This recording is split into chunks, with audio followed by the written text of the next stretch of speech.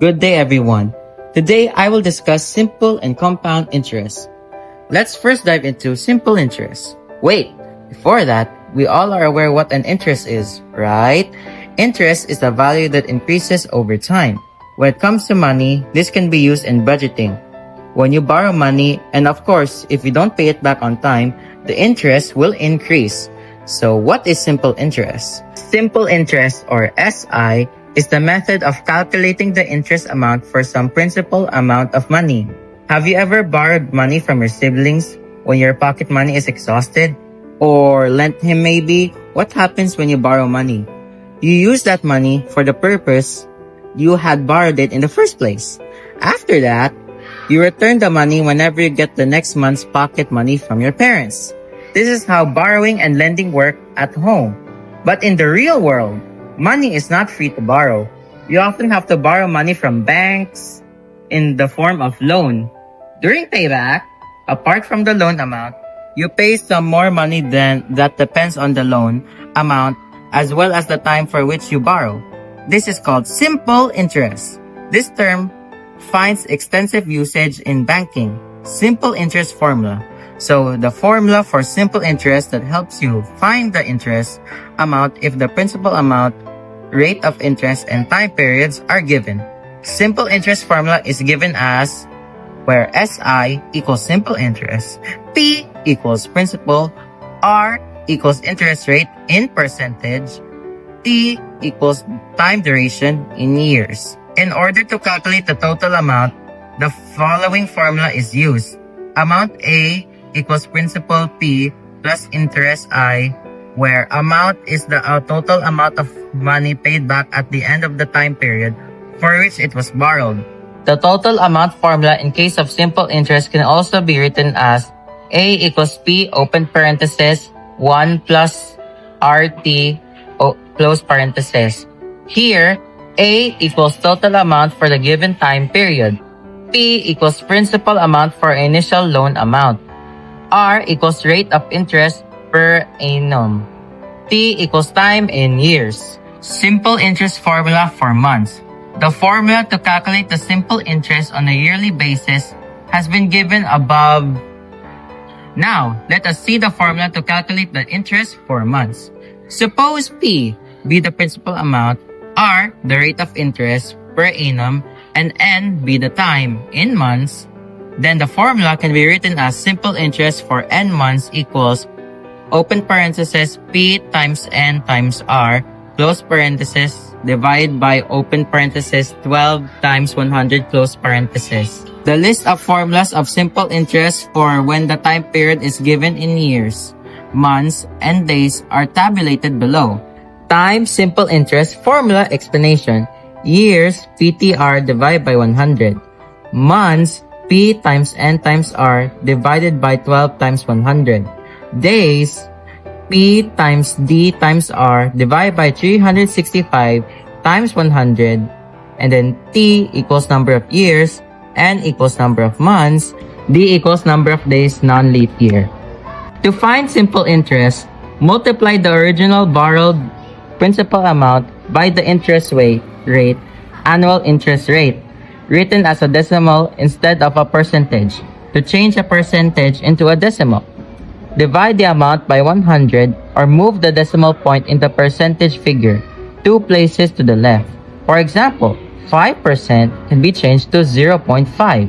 Then, multiply that number by how long you'll leave the money in the account or loan, time, term of the loan in years. Example number 1.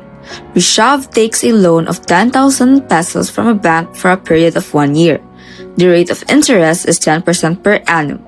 Find the interest and the amount he has to pay at the end of a year. In here, P is equals to 10,000 pesos. It is the loan sum. R is equals to 10%. T is equals to 1 year. Thus, simple interest for a year. SI is equals to P times R times T divided by 100. So this is equal to 10,000 times 10 times 1 divided by 100 equals RS 1,000. Amount that Rishav has to pay to the bank at the end of a year is principal plus interest equals 10,000 plus 1,000. So this is equal to 11,000 pesos. Example number 2. Namita borrowed 50,000 pesos for 3 years at a rate of 3.5% per annum. Find the interest accumulated at the end of 3 years. So here is the solution. P is equals to 50,000 pesos, R is equals to 3.5%, T is equals to 3 years. So following the formula, SI is equals to 50,000 times 3.5 times 3 divided by 100 is equals to 5,250 pesos. Example number 3.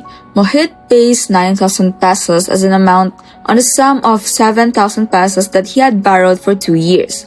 Find the rate of interest. Here is the solution. Our A is 9,000, our P is 7,000, so SI is equals to 9,000 minus 7,000 is equal to 2,000. T is 2 years. Since we don't have an R, let's just still follow the formula. So R is equals to SI times 100 divided by P times T.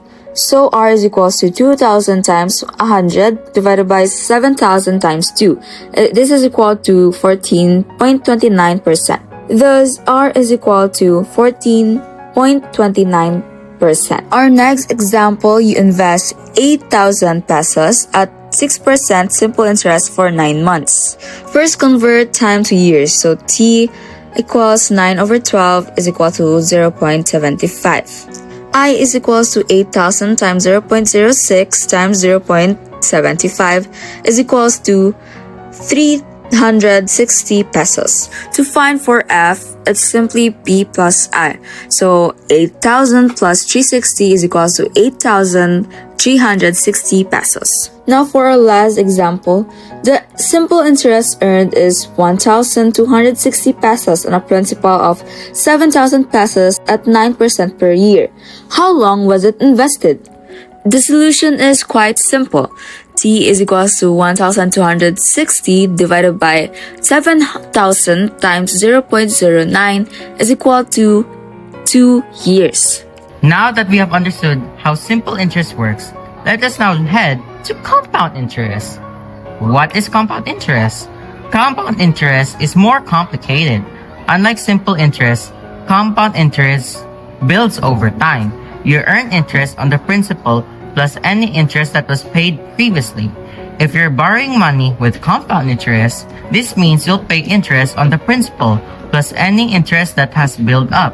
If you're depositing money in the bank, it means the interest payment on your money will grow over time in real dollar terms.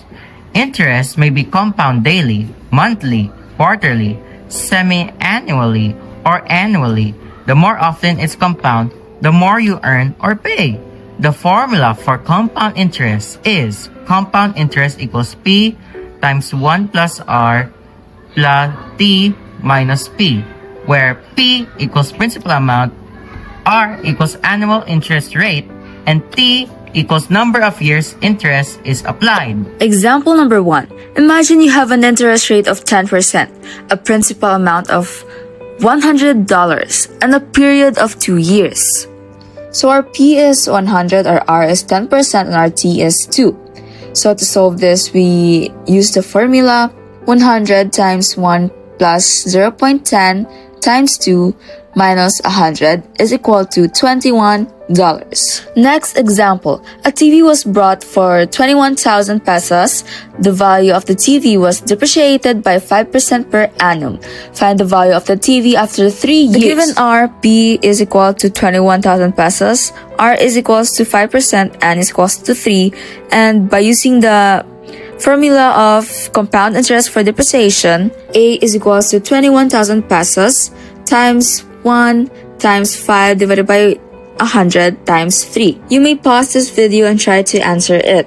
You will have 18,004.875 pesos as the value of the TV after 3 years. Example number 3. Find the compound interest on 48,000 pesos for 1 year at 8% per annum when compounded half yearly. So these are the given, and also the interest is compounded half yearly. So A is equals to P 1 plus R divided by 200 times 2N. You input the given to the formula and you'll have the answer of Rs 51,916.80. Therefore, the compound interest is 51,916.80 minus 48,000, and that is equal to 3,916.80 pesos. Our next example is find the compound interest on 8,000 pesos at 15% per annum for 2 years and 4 months, compounded annually. So these are the given. Therefore, once you inputted the given to the formula, you'll have the compound interest of 3,109 pesos. For our last example, we have what is the difference between the compound interest on 5,000 pesos for 1.5 year at 4% per annum, compounded yearly and half yearly? So I will explain this one thoroughly. The given we have P is equal to 5,000 pesos, R is equal to 4%, time is 1.5 year. And when the interest is compounded yearly, we'll use the formula A is equals to P bracket 1 plus open parenthesis R divided by 100 close parenthesis bracket times N. So 5,000 times 1 plus 4 divided by 100 times 1 plus 1/2 times 4 divided by 100. So after you solve this, you'll have 5,304 pesos. To find the compound interest, you subtract A minus P. So the answer will be Rs 304. Now, when the interest is compounded half yearly, N is equals to 1.5 years is equals to 3 half years. Use the formula, so here 2n equals 3. So you will input the given to our formula and we'll get a 5,306.4 pesos. To find the compound interest, you subtract A and P. So we'll have 306 pesos. Now to find the difference between compound interest, we subtract both. So the answer would be 2.04 pesos. And that is all for our lesson. Always remember that simple interest and compound interest are two different ways of calculating the growth of money over time. Simple interest is straightforward as it is only based on the original principle, making it easier to compute but giving less growth. In contrast, compound interest allows money to grow faster because interest is added back to the principal, and future interest is calculated on the increasing balance. Therefore, simple interest is commonly used in short-term loans, while compound interest is more beneficial for long-term savings and investments since it maximizes returns. I hope you guys learned something today. See you on our next lesson. Bye!